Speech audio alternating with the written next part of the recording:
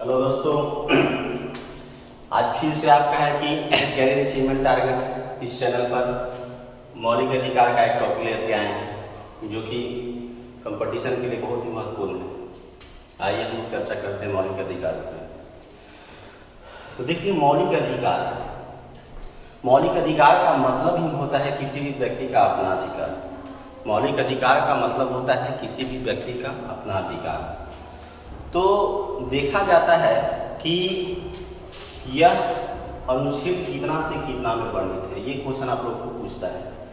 हम लोग याद रखेंगे अनुच्छेद 12 से 35 में वर्णित है। यह संविधान के अनुच्छेद 12 से 35 में वर्णित है और भाग जो आपका है वह 3 में वर्णित है। एक क्वेश्चन आप लोग को पूछता है कि मौलिक अधिकार शब्द किस देश के संविधान से लिया गया शब्द है। तो यह अमेरिका से लिया गया शब्द है। यह कहाँ से लिया गया है? तो यह अमेरिका से लिया गया शब्द है। ठीक है, इस तरह का क्वेश्चन। अब यहाँ पर हम लोग चर्चा करते हैं कि मौलिक अधिकार की उत्पत्ति जो आपका है वह ऐसा माना जाता है कि वह ब्रिटेन से माना जाता है। मौलिक अधिकार की उत्पत्ति जो आपका है वह ब्रिटेन से हुआ था। 1215 ईस्वी की बात है। कब की बात है? 1215 ईस्वी की बात है। उस समय वहाँ का शासक जो था जॉन द्वितीय था। 1215 ईस्वी में वहाँ का शासक जो था जॉन द्वितीय था। इसी से आपका है कि वहाँ के लोगों ने आपका है कि मौलिक अधिकार को पाने के लिए आंदोलन जो आपका है शुरू किया था। ठीक है, इसलिए हम लोग कह सकते हैं कि मौलिक अधिकार की उत्पत्ति जो आपका हुआ था वह ब्रिटेन को माना जाता है। अब यहाँ पर हम लोग चर्चा करते हैं कि मौलिक अधिकारों की कुल संख्या जो आपका है वह कितना है। तो यहाँ पर आपको बता दिया गया है मौलिक अधिकारों की कुल संख्या जो आपका है वह 6। पहला जो आपका है यहाँ पर आपका सारा डायग्राम में बता दिया गया है। समता या समानता का अधिकार, अनुच्छेद 14 से 18। क्वेश्चन आपका पूछेगा कि समता या समानता का अधिकार अनुच्छेद कितना में वर्णित है। तो यह अनुच्छेद 14 से 18 में वर्णित है। दूसरा है स्वतंत्रता का अधिकार। यह संविधान के अनुच्छेद कितना में वर्णित है। तो यह अनुच्छेद 19 से 22 में वर्णित है। तीसरा है शोषण के विरुद्ध अधिकार। यह संविधान के अनुच्छेद कितने में वर्णित है। तो यह 23 और 24 में वर्णित है। फिर है धार्मिक स्वतंत्रता का अधिकार। यह संविधान के अनुच्छेद कितना में वर्णित है। तो यह अनुच्छेद 25 से 28 में वर्णित है। फिर है सांस्कृतिक और शिक्षा संबंधी अधिकार। संविधान के अनुच्छेद 29 और 30 में वर्णित है। संवैधानिक उपचारों का अधिकार अनुच्छेद 32 से 35 में वर्णित है। एक क्वेश्चन आपसे यहाँ पर पूछता है कि संवैधानिक उपचारों के अधिकार को किसने क्या कहा। तो संवैधानिक उपचारों के अधिकार को डॉक्टर भीमराव अंबेडकर ने संविधान की आत्मा कहा। संवैधानिक उपचारों के अधिकार को डॉक्टर भीमराव अंबेडकर ने संविधान की आत्मा कहा था। ठीक है। दूसरा क्वेश्चन कहता है कि संविधान का मैग्ना कार्टा किसे कहा जाता है। तो संविधान का मैग्ना कार्टा भाग 3 को कहा जाता है। इस तरह से क्वेश्चन आपका मौलिक अधिकार से पूछता है। फिर आपका क्वेश्चन पूछता है कि मौलिक अधिकार का संरक्षक कौन होता है। तो मौलिक अधिकार का संरक्षक सर्वोच्च न्यायालय होता है, उच्चतम न्यायालय होता है, सुप्रीम कोर्ट होता है। ठीक है। अब हम लोग यहाँ पर चर्चा करेंगे मौलिक अधिकार का उद्देश्य। देखिए, ध्यान से इसको आप चाहेगा तो नोट्स आराम से आप बना सकते हैं। चलिए इधर हम लोग चर्चा कर लेते हैं। मौलिक अधिकार का उद्देश्य क्या होता है। मौलिक अधिकार का उद्देश्य आपका होता है पहला, एक ऐसी सरकार का गठन करना जो व्यक्तियों के हित में हो। एक ऐसी सरकार का गठन करना जो व्यक्तियों के हित में हो। दूसरा, यह सरकार की शक्ति को सीमित करता है। तीसरा, नागरिकों का व्यक्तित्व का विकास करता है। यह सरकार की शक्ति को क्या कर रहा है, सीमित कर रहा है और नागरिकों के व्यक्तित्व का विकास कर रहा है।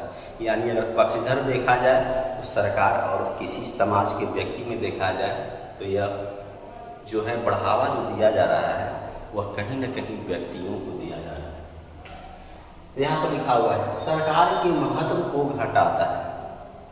फिर है यह नागरिकों को स्वतः प्राप्त हो जाता है। यह नागरिकों को स्वतः प्राप्त हो जाता है। ठीक है।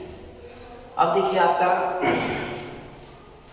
अब यहाँ पर एक बात आती है, क्वेश्चन कभी कभी ये पूछता है कि अगर किसी व्यक्ति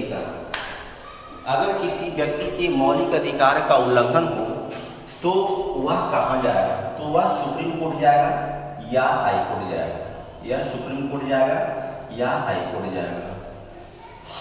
सुप्रीम कोर्ट जो जाएगा संविधान के अनुच्छेद आपका 32 के अंतर्गत, जबकि हाई कोर्ट जो है संविधान के अनुच्छेद 226 के अंतर्गत वह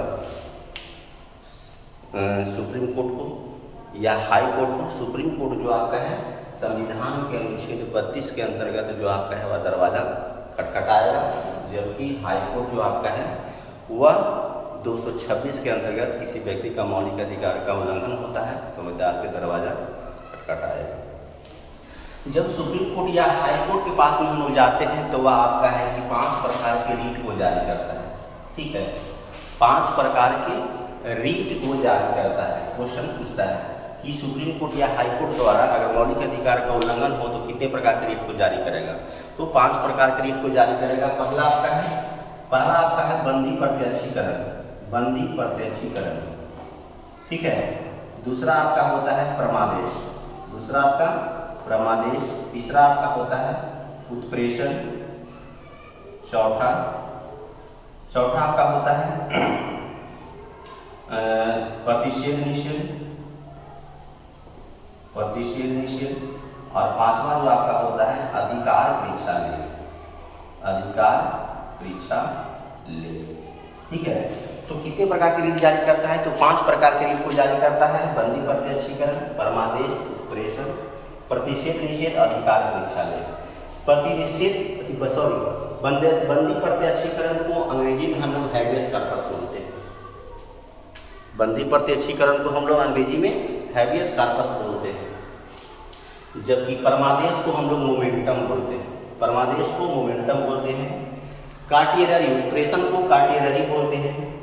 प्रतिषेध निषेध को इंग्लिश में प्रोहिबिशन बोलते हैं, और अधिकार परीक्षा लेख को क्यू वारंट को बोलते हैं। ठीक है, अब यहाँ पर समझने वाली बात है कि आखिर बंदी प्रत्यक्षीकरण जो आपका होता है वह क्या होता है।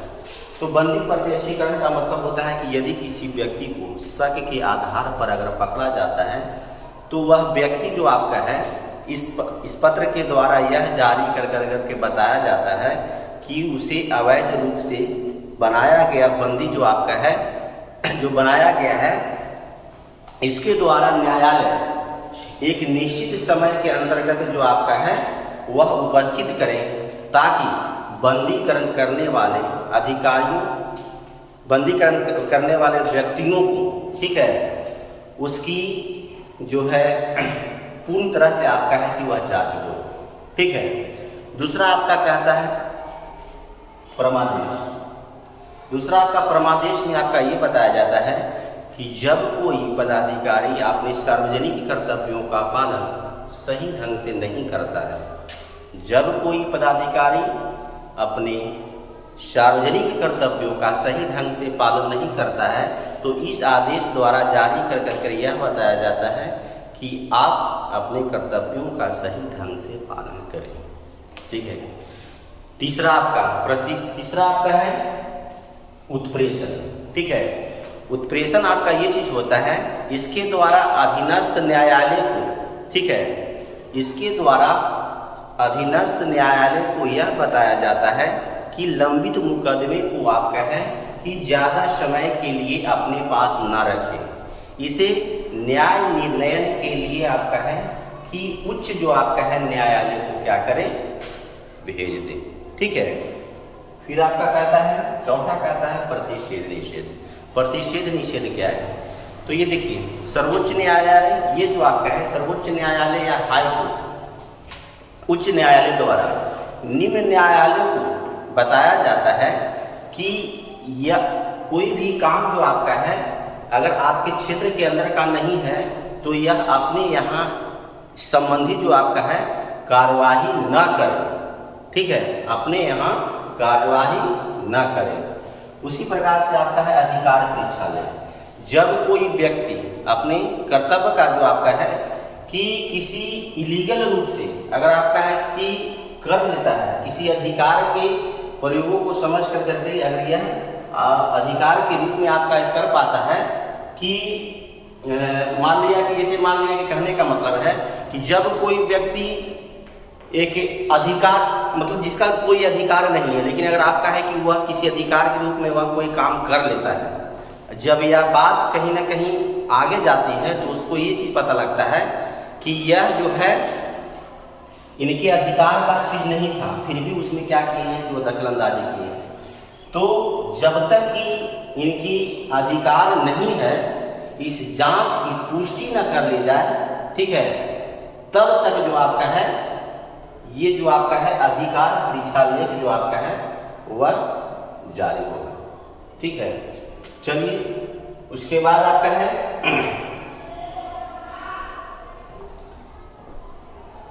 चलिए ठीक है।